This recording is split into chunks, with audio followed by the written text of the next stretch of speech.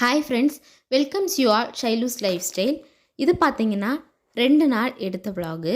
Saturday ஈவினிங்கும் Sunday ஆஃப்டர்நூனும் எடுத்த விலாகு. சாட்டர்டே அக்கா வீடு வந்திருந்தாங்க. நைட்டு டின்னருக்கு சப்பாத்தி செய்யலான்னு சப்பாத்திக்கான மாவு பெசரி வச்சிட்டோம்னா இது நல்லா ஊறுற டைமில் இதோட குருமா செஞ்சுக்கலாம்.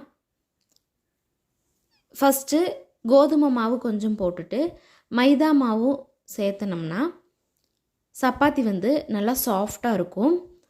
மறக்காமல் ட்ரை பண்ணி பாருங்கள்.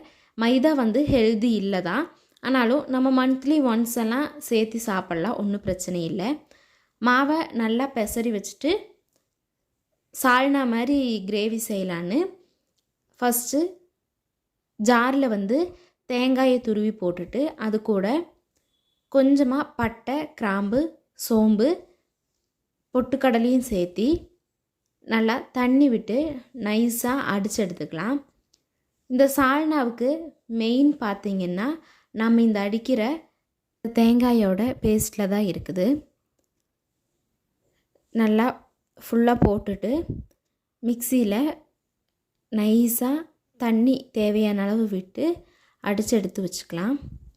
அதுக்கப்புறமா கடாய் வச்சுட்டு எண்ணெய் ஊற்றிட்டு ஹோல் ஸ்பைசஸ் எல்லாம் போட்டுக்கலாம். சோம்பு, பட்டை, கிராம்பு, ஒரு ஏலக்காய் இருந்ததுன்னா ஏலக்காயும் போட்டுக்கலாம்.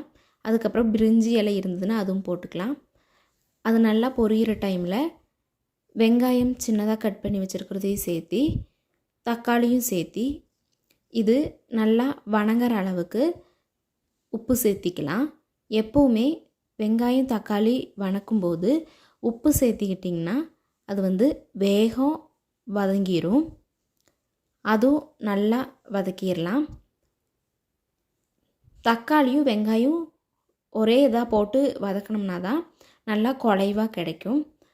நல்லா வதக்கிட்டு இது கூட கேரட் பீன்ஸ் சேர்த்திக்கலாம். கேரட் பீன்ஸ் சேர்த்தும்போது நான் வீடியோ எடுக்கலை, அந்த கிளிப்பிங்ஸ் கிடைக்கல.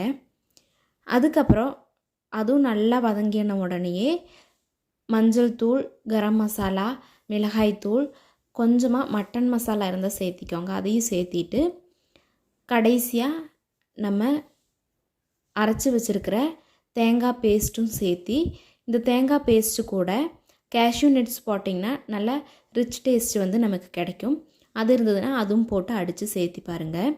அதையும் ஊற்றிட்டு நமக்கு தண்ணி எவ்வளோ வேணுமோ அவ்வளோ சேர்த்திக்கலாம். ஏன்னா இதில் பொட்டுக்கடலை சேர்த்தி அரைக்கிறதுனால இந்த கிரேவி நல்லா திக்காகிறதுக்கு சான்சஸ் அதிகமாக இருக்குது. அதனால் உங்களுக்கு எத்தனை தண்ணி வேணுமோ அவ்வளோ அளவு தண்ணி ஊற்றி நல்லா மிக்ஸ் பண்ணி கொதித்த உடனே கொத்தமல்லி தூவி இறக்கிட்டிங்கன்னா நம்மளோட ப்ளெயின் சால்னாவும் சொல்லலாம், வெஜிடபிள்ஸ் போட்டிருக்கிறதுனால வெஜிடபிள் சால்னாவும் சொல்லலாம். ரெடி ஆயாச்சு. இது ரெடியான உடனே நம்ம சப்பாத்திக்கு மாவு பிசைஞ்சு வச்சுருந்தோம் இல்லையா, அதுவும் நல்லா சாஃப்டாக ஆயிடுச்சு. சப்பாத்தி எப்போவுமே போடும்போது லைட்டாக எண்ணெய் தடவிட்டு சப்பாத்தி போட்டுட்டு சப்பாத்திக்கு மேலே எண்ணெய் தேய்ச்சிங்கன்னா சப்பாத்தி நல்லா புஃப்னு வரும்.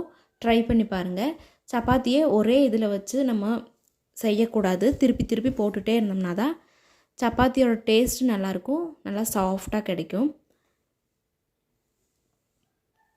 கடைசியாக சப்பாத்தியும் ரெடி ஆயாச்சு.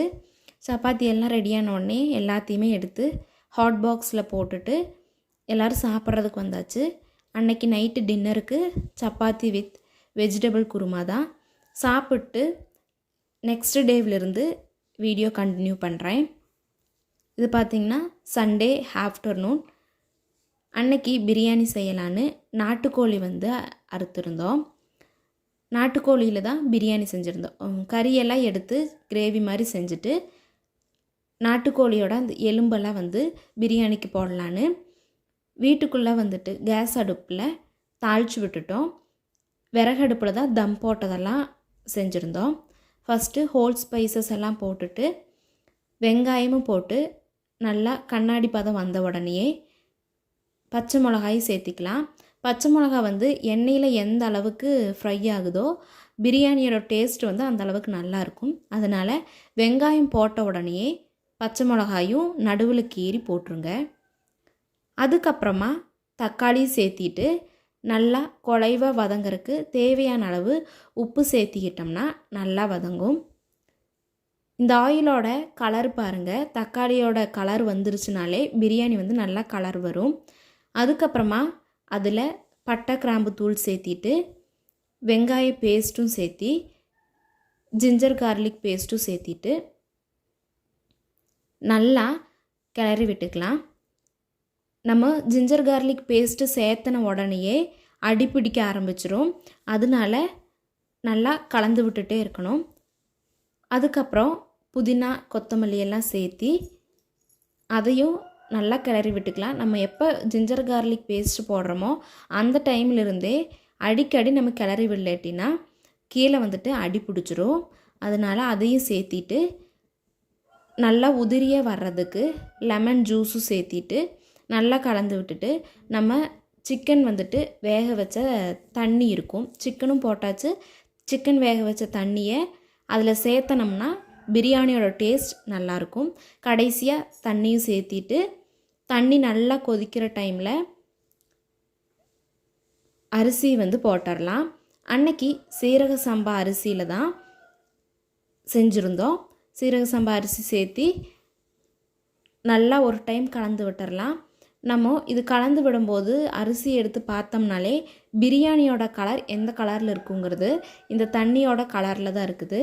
பார்த்திங்கன்னா நல்ல கலராக இருக்குது. அதுக்கப்புறம் பிரியாணியும் ரெடி ஆயிடுச்சு. மேலே கொஞ்சமாக நெய் ஊற்றிட்டு புதினாவும் சேர்த்தி மூடி போட்டு மூடிட்டு மேலே தம் போட்டாச்சு. தம் போட்டு பிரியாணி சூப்பராக ரெடி ஆயாச்சு. பிரியாணி ரெடியான உடனேயே தம் போட்டிங்கன்னா இந்த புதினா வந்து அந்த சூட்லேயே நல்லா வெந்து பிளாக் கலர் ஆயிரும். நல்லா ஒரு டைம் இறக்கின உடனே கிளறி விட்டோம்னா தான் பிரியாணி வந்து நல்லா பொல பொலன்னு இருக்கும். பிரியாணியெல்லாம் நல்லா எடுத்து கலந்து விட்டுட்டு நல்லா மூடி எல்லாத்தையுமே இதாக்கி விட்டுடலாம். பிரியாணி ரெடியான உடனே சைட் பை சைடாக எல்லாமே ரெடி ஆயிடுச்சு. கடைசியாக சாப்பிட்றதுக்கு வந்தாச்சு. ரைத்தா செஞ்சு அதுக்கப்புறம் நாட்டுக்கோழி சிக்கன் கிரேவி செஞ்சுருந்தோம். பிரியாணியும் போட்டு கடைசியாக எக்கும் வச்சு அன்னத்தை லஞ்ச் சூப்பராக சாப்பிட்டாச்சு.